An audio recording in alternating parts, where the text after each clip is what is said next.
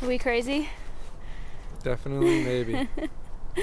It's so cold, but I feel pretty good. Rebecca has a birthday in the same month as Christmas, and well, she didn't really like much for getting presents and stuff like that.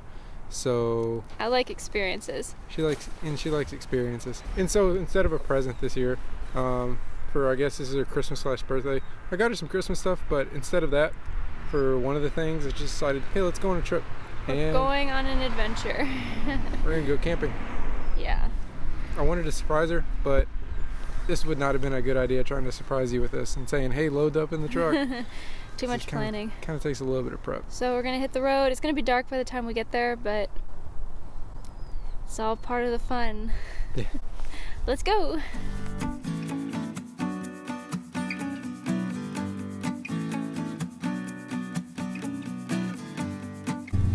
So we have a little over a 2-hour drive, like 2.5-hour drive to this place up in New Hampshire that Stuart found.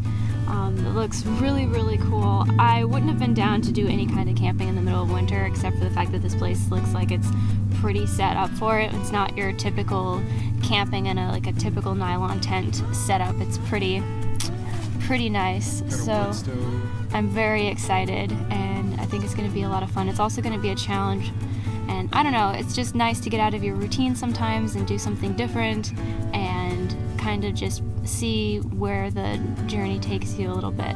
And this is definitely an unconventional thing to do during a northeast winter, so should be fun.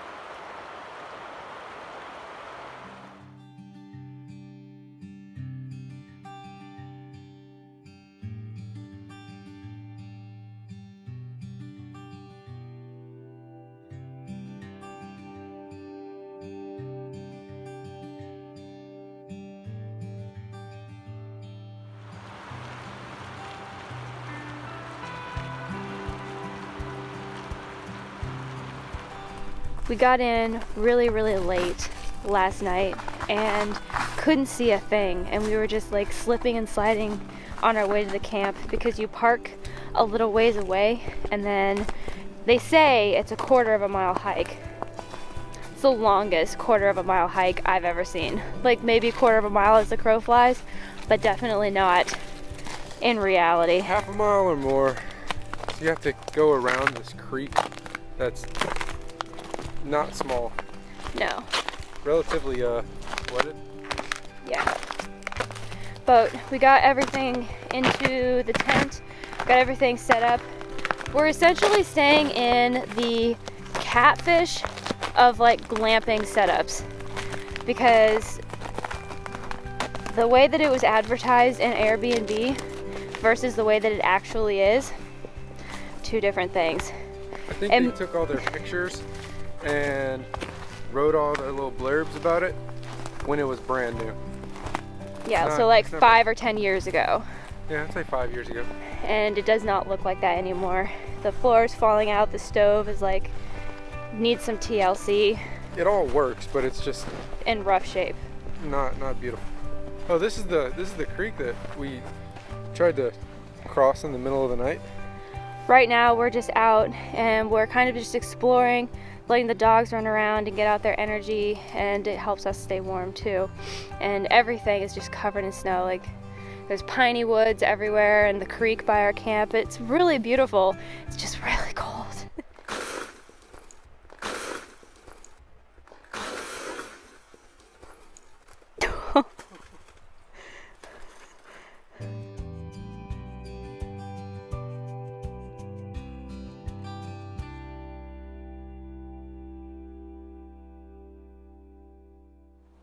Boys, come here.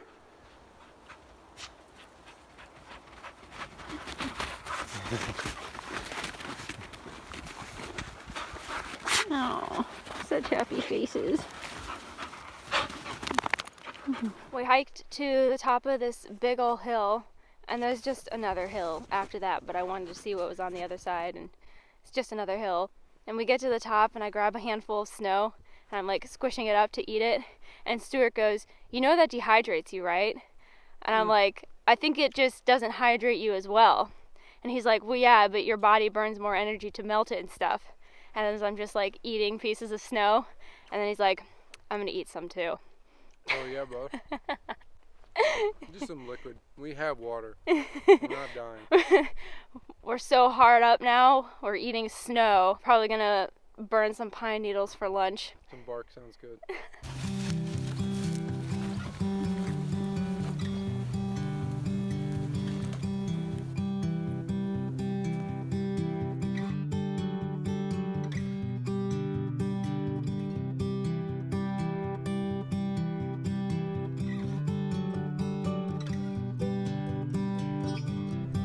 So we're looking over the listing for the place that we're staying at and noticing all of the inconsistencies due to the fact that this place hasn't been updated in a really long time.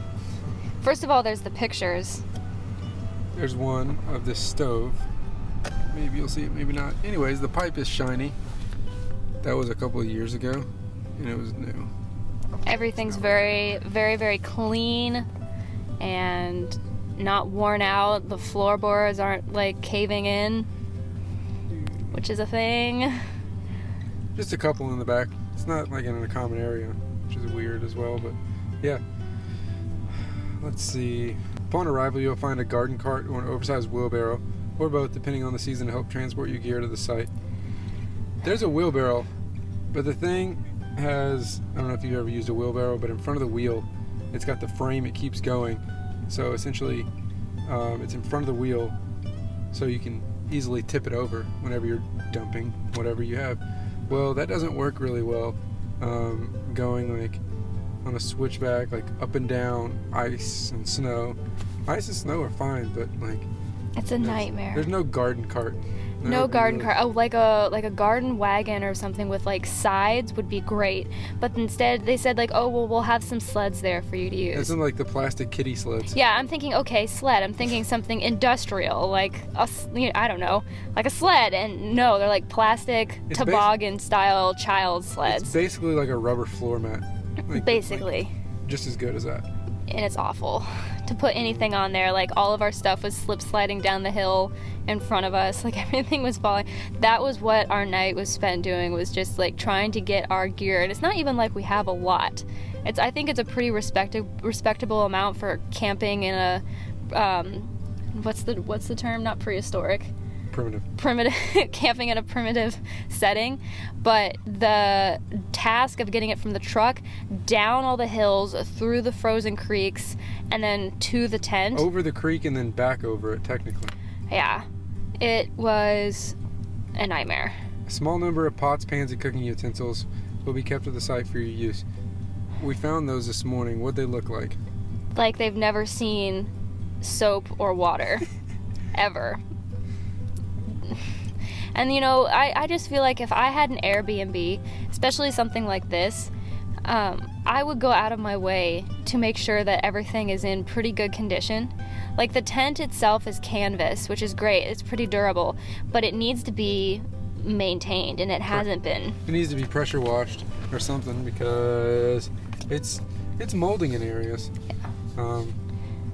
Yeah. The floors are dirty. The wood stove was full of ash. Inches of ash. So this is just the general overview on the place. Beautiful private campsite situated on 1,800 feet of spectacular riverfront property for you to enjoy. The Snug Life is located on our 52-acre certified family forest right on the Sliiigly River. The 10x12 canvas tent comes with a queen-size bunk bed, 2 air mattresses, and a wood stove for the colder months. We're dog friendly and look forward to sharing the Snug Life experience with you. This snuggle is real. What is the Snug Life? Find out using social medias at Snug Life Camping. It looked so cute on the Airbnb listing. Like, yes, it's a tent. Yes, it's the middle of the winter, but I was looking at it and I was thinking, like, this is doable. Like, we can make this work.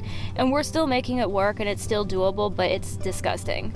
Like, am a stickler for cleanliness and that kind of thing, and obviously the people that have stayed there previously and the people that own this don't have that same perspective, which is unfortunate, because that really detracts from everything.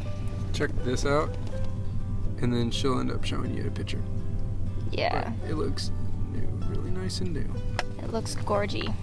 And that's not what it looks like now. And I mean, it is beautiful, the setting and everything, right next to the creek. And it's doable. Yeah. It's absolutely... I don't want to sit here and make it seem like we're bitching about it because, it's just so unbearable and we're so miserable or anything like that, because that's not the case. It's just not what we were expecting. And I guess this is a good lesson for me to just manage my expectations and roll with the punches a little bit more, because it's really, really difficult for me anyway, to be put in those situations and to find out that things are not as they should be and then be okay with it. I have a really hard time with that.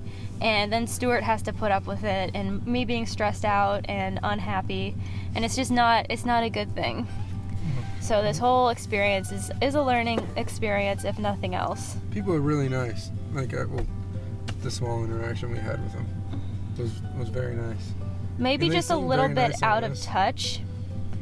I think a little bit out of touch. I expected some, maybe in their 30s, 40s people that owned some land, that had a family forest, whatever, and it ended up being probably people, nothing against their age, but in their 60s, and people that just did something a couple years ago for fun. And haven't touched it since. Yeah. It's been an adventure, if nothing else. A winter Christmas adventure. Yeah, this place it's cold. It was 7 degrees last night. We were sleeping in 7-degree weather. I'd like to not do that again, ever. We went to bed, and we were pretty comfortable. And as soon as, the fire went out, we were sleeping, I woke up and I was like, hey, Becca, how often do you have to keep putting wood in this wood stove? Because I'm not from this area. But she's like... I grew up with a wood stove. She's like, you have to constantly be putting wood in it. It's like somebody needs to be up every hour. And, we just decided then and there, we were tired, it was the middle of the night. It's like, okay, we'll just be cold. It got to 7 degrees. It was probably 15 in that tent. I grew up using a wood stove, but the wood stove that we had was a really big cast iron wood stove. And so you could put pretty big logs in there, and if you put a big log in there, and you close the flue pretty close and had it on a low steady burn, it would burn throughout the night and keep the house relatively warm for quite some time. But this is a little bitty stove, little bitty pieces of wood. The wood is damp, which is something that I'm going to put in the review. I'm so ticked off about that. They're like, oh yeah, only use seasoned dry wood in this wood stove. It's and dripping. then dripping water into the stove. I'm so ticked off about that. Not that matters. That's just an aside. But it's a little bitty stove, so you have to pay a lot more attention to it. And we also found out that butane lighters don't work well when it's 7 degrees. Yeah, who knew? Because you're trying to light it, it's like woof. Apparently it something about how it uses the oxygen to create the flame, and if it's really, really cold, it just doesn't work as well. I was reading about it online. But yeah, who knew? So anyway, lots of learning experiences. Glad we brought a stove, like our propane stove, just because, even if we weren't using it, just because I was able to start the fire with that, and then... Yeah, we've been as prepared as we possibly could be, given the fact that we weren't prepared for what we were getting ourselves into. So we had lunch.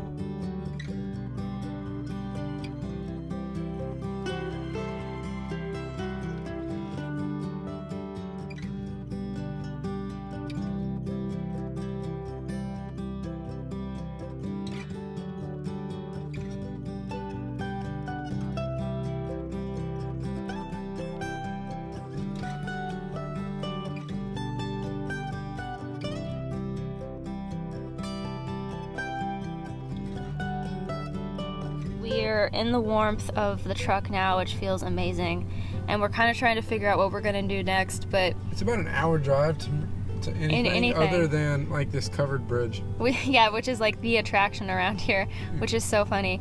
But we are in the middle of nowhere, New Hampshire, and it's beautiful, but it's very desolate and very cold.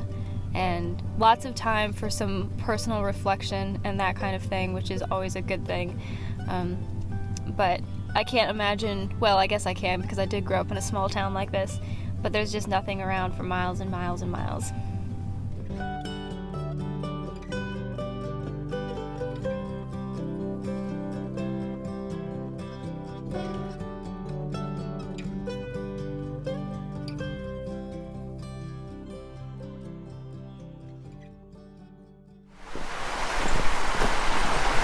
This is treacherous.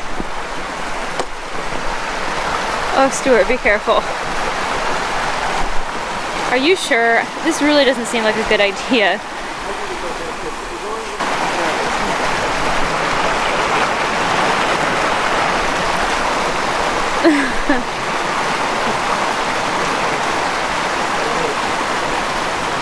Oh my gosh. Oh. Maverick's just like, what is happening? Apollo. Oh, alright, well. Apollo doesn't need any help. He's right there next to you.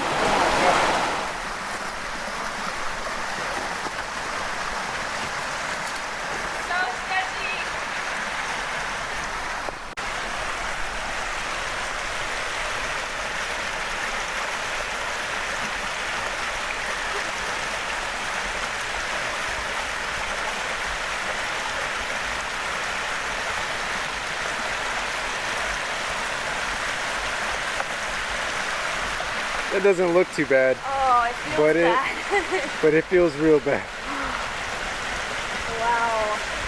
So I risked my life crossing that trap of a bridge, and we get to the other side, and there's this bright pink sign that says danger, bridge down, do not cross. Yeah, it didn't say that on the other side. And we couldn't see it from the angle we came on. It is so slick. Yikes. Oh, that wasn't the falls? Because I almost fell. Haha, badoomped. It's so peaceful out here. So quiet. So still. Other than the sound of the water, there's not even any birds or anything. I can't hear the interstate, which is something, being in Connecticut, you can't get away from the sound of cars or planes. And it's just so peaceful here. So still. Also deathly cold, but so relaxing, really. Centering.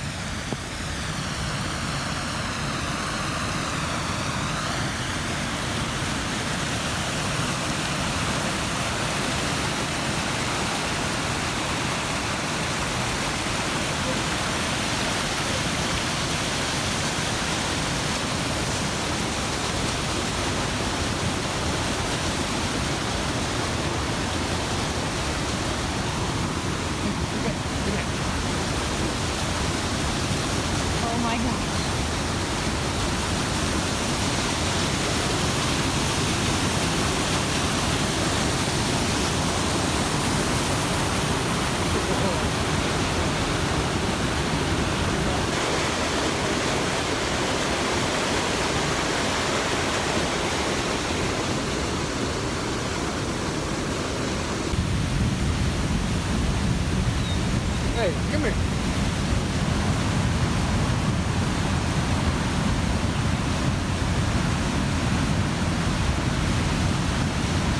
Wow. Wow.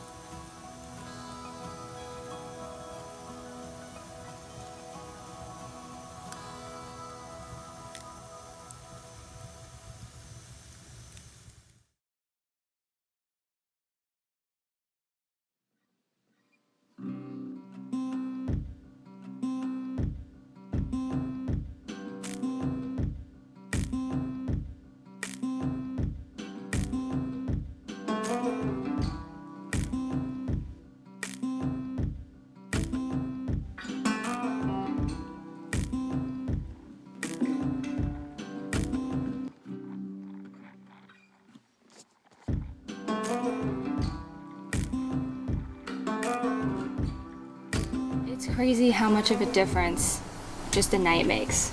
Because our first night here, we basically froze to death. I have never been so cold in my whole life. It was so miserable, and I woke up that morning thinking like there's absolutely no way we can stay out here another night. Like I can't do this another morning. I've never been so cold. I felt like my bones were just frozen together. It was terrible. But yesterday was such a great day, and we got to explore some of New Hampshire and see some really beautiful nature. And then we did bring our kerosene heater with us on the off chance that we might need it, and it's so good that we did. So we brought that down from the truck last night and set that up in here. And with the stove and the kerosene heater going, it was actually too hot in here. We like had opened the tent flaps so that air could get in because we were sweating, which was such a complete 180 on the first night. So last night was beautiful. We actually slept well and we were warm, and it was the right way to end the trip for sure. This might not have been exactly what we were expecting it to be. We might have gotten a little bit catfished with the Airbnb ad and everything, but I'm still really happy that we did it and thankful for the experience and everything. I think it was a good one, and definitely one that I will cherish for a long time. And it's pretty cool because it was all Stuart's idea. And I felt pretty bad after night before last. But it all worked out. Yeah. We made lemonade out of lemons, which is just what we do. And that's just the way it is sometimes with life. You don't know what exactly you're going to get yourself into or what you're going to get out of an experience. You go in with certain expectations and then it doesn't work out the way you think it's going to. That's just life. And learning to roll with those punches and kind of just adapt as you go is really, really important. So 10 out of 10 for the experience. I'm so thankful that I had it, and I'm thankful to Stuart for setting it up and everything, and it's been awesome. It's been really, really good.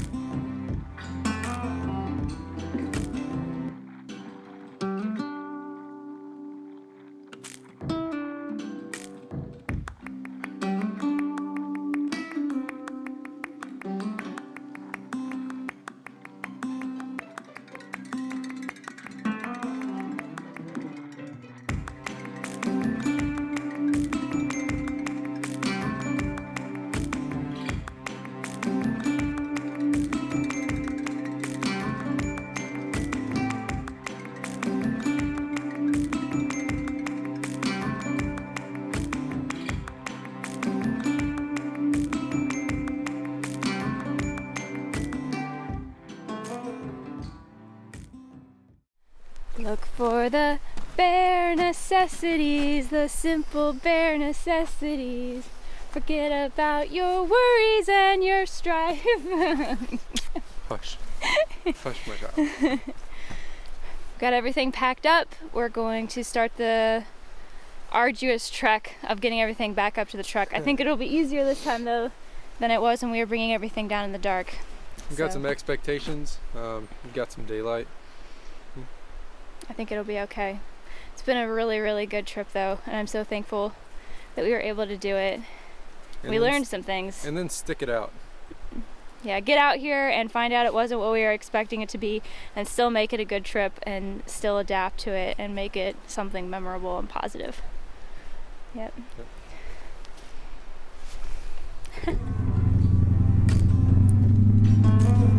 And we're off. Thanks for watching, guys.